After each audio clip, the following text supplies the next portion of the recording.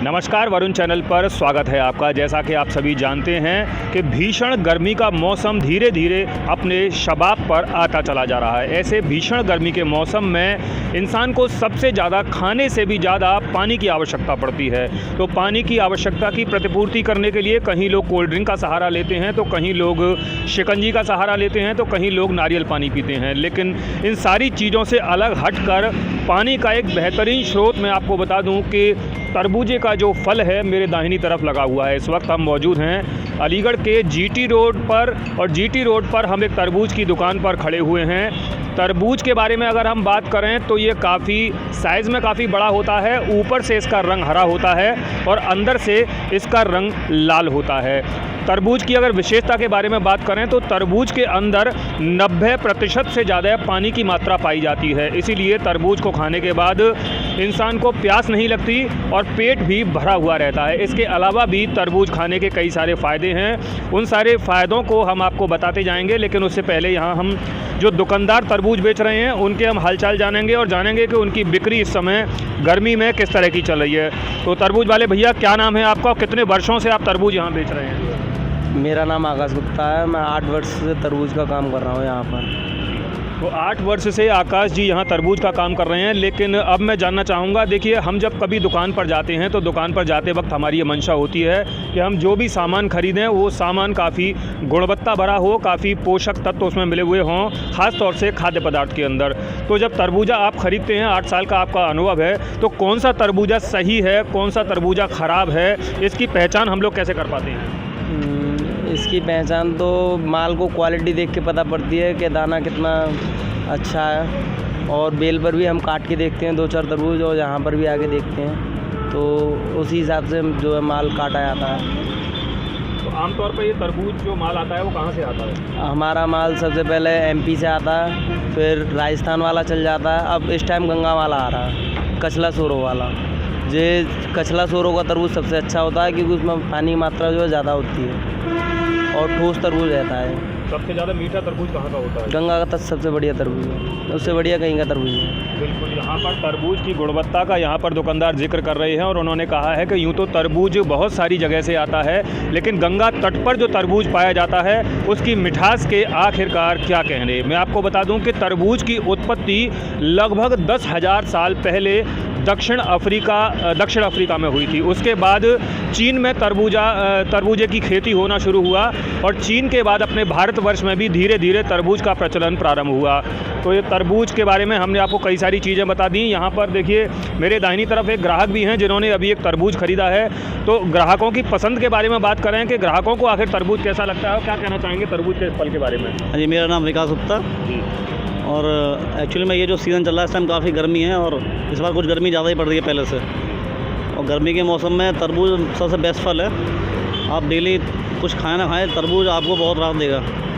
पानी की कमी बहुत ज़्यादा पूरी करता है। और हमारी तो एक विशेष आदत रही है गर्मियों के मौसम में तरबूज अगर आ गया तो फिर डेली तरबूज एक ले जाना ज़रूर। एक मैं आपको करेक्शन कर दूँ कि तरबूज जो है वो अफ्रीका से नहीं आया, हम इंडिया में तरबूज आया था अफ़गानिस्तान से। जो बोले मुग़ल शासक थे पहले, तरबूज उस टाइम पे यहाँ नहीं था, तो वो आए थे वहाँ से अफ़गानिस्तान से, तो वो उन्हें वहाँ पे पसंद था ये फल, तो वहाँ के बीज को यहाँ पे ला के उन्होंने यहाँ पे पैदा किया और फिर तरबूज वहाँ का था, वो यहाँ के फिर होके बन गया और यहाँ के सबसे पसंदीदा फल एक ही है। बहुत सुंदर बात कही और हमारे ज्ञान में भी काफ़ी वृद्धि हुई। जैसा कि मैंने आपको बताया कि दक्षिण अफ्रीका में तरबूज की शुरुआत हुई थी। इसके अलावा भी हमें यहाँ पर जो ग्राहक हैं तरबूज के, वो बता रहे हैं कि अफ़गान से तरबूज की उत्पत्ति हुई। और जहाँ तक मेरा मानना है, जहाँ तक मैंने सर्च किया था, मुझे भी ये पता चला कि उस ज़माने में जब राजा महाराजा जब उनका इंतकाल हो जाता था तो उनकी कब्र के पास भी एक तरबूज रखा जाता था, ताकि मरने के बाद भी उन्हें वो पोषक तत्वों की मात्रा मिलती रहे, उन्हें ठंडक मिलती रहे। तो दिमाग को तर करने का, शरीर को तर करने का सबसे ज़्यादा बढ़िया ये फल है जिसे हम तरबूज के नाम से जानते हैं। और इसके फ़ायदे के बारे में अगर आपको बता दूं तो इस तरबूज के अंदर कई सारे पोषक तत्व पाए जाते हैं, मैग्नीशियम, फाइबर, पोटेशियम, और इसके अलावा सबसे ज़्यादा इसके अंदर जो एक ल्यूकोपाइन नाम का एक रसायन पाया जाता है, जो रसायन शरीर की रोग प्रतिरोधक क्षमता को बढ़ाता है। मैं आपको बता दूं पेट के लिए सबसे ज़्यादा फ़ायदेमंद तरबूज होता है।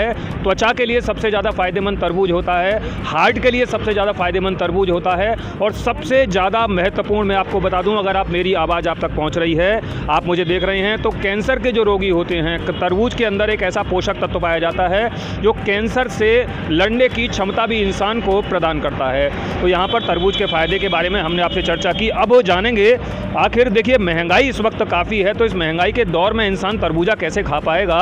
तो आखिर किस रेट का तरबूजा बिक रहा है और पिछली साल किस रेट का देखा था आपने तरबूजा? पिछली साल करीब 12 से 15 के रेट थे, अब की बार जो है 20 से 25 के रेट हैं बढ़िया तरबूजे के। इसका बिक्री पर किस तरह का प्रभाव देखने को मिल रहा है? बिक्री पर तो थोड़ा बहुत प्रभाव है, लेकिन सेल इस टाइम अच्छी हो रही है क्योंकि गर्मी अब की बार पिछली बार से ज़्यादा है।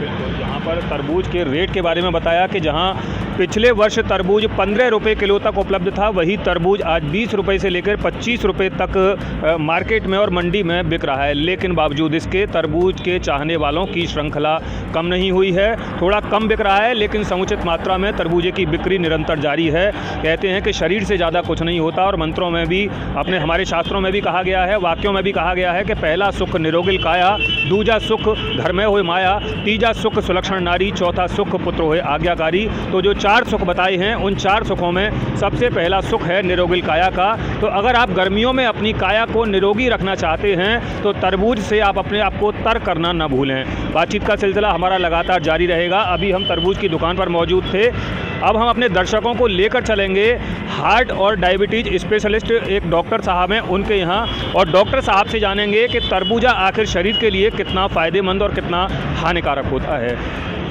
जैसा कि आप सभी जानते हैं कि तरबूज खाने के कई सारे फ़ायदे होते हैं। अभी थोड़ी देर पहले हम मौजूद थे अलीगढ़ में एक उस स्थान पर जहां पर तरबूजे की बिक्री की जा रही थी। ग्राहकों से भी हमने बातचीत की, तो ग्राहकों ने भी तरबूज खाने के फ़ायदे के विषय में हमें बताया, और हमने भी आपको बताया कि तरबूज खाने के कई सारे फ़ायदे होते हैं। लेकिन वास्तव में चिकित्सकों की राय में, क्योंकि हमारे कहने मात्र से आप शायद संतुष्ट न हों, लेकिन इस बात की पुष्टि कराने के लिए इस वक्त हमारे साथ मौजूद हैं अलीगढ़ के मसूदाबाद पर Sukhdevi heart and diagnostic centre से डॉक्टर दीपक वासने जी। डॉक्टर दीपक वासने जी से जानेंगे कि गर्मियों में जैसा कि कहा जाता है कि तरबूज का एक फल ऐसा है कि जो शरीर को वास्तव में तर रखता है, तो तरबूज खाने के सर कितने फ़ायदे होते हैं और क्या कहेंगे तरबूज के फल के बारे में? नमस्कार।